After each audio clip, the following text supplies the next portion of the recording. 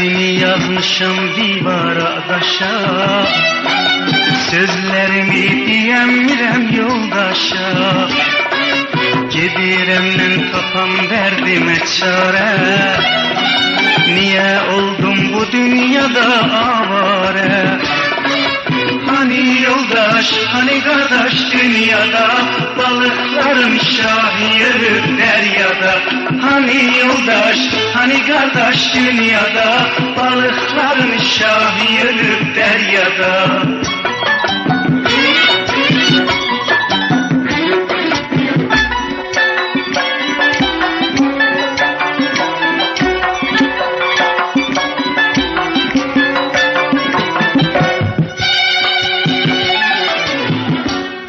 Ben şairim, benim kalbim kitaptı, niye Allah zamanemiz seraptı? Cevanların arzuları seraptı, insanlığın akıbeti azaptı. Hani yoldaş, hani kardeş dünyada, balıkların şahi ölüp deryada. Hani yoldaş, hani kardeş dünyada, balıkların şahi ölüp deryada.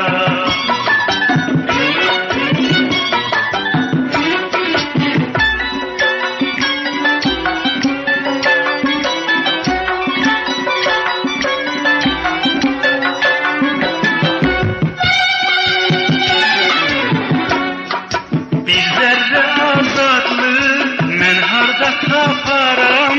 Taqətim yox zindana, mən ağlaram, ağlaram. Gəmim bir dəryadır, qaranlıq dünyadır, balıqların şahi öldü, ölüsü hardadır? Hani yoldaş, hani kardeş dünyada, balıkların şahi ölüp deryada.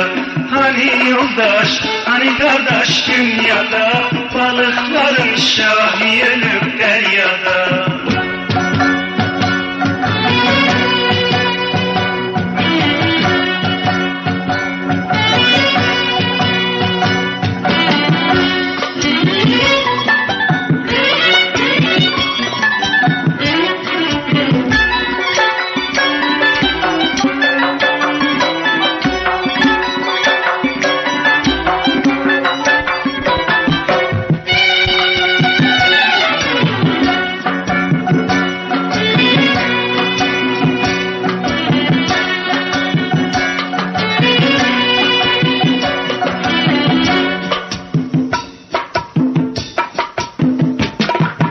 Derdimi yazmışam divara daşa, sözlerimi diyemirəm yoldaşa.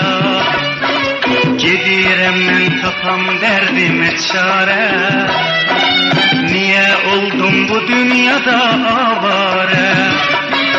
Hani yoldaş, hani kardeş dünyada, balıkların şahi ölüp deryada.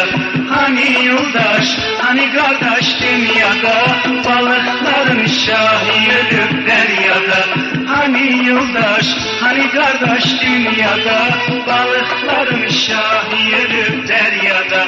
Hani yoldaş, hani kardeş dünyada, balıkların şahi ölüp deryada. Hani yoldaş, hani kardeş dünyada, balıkların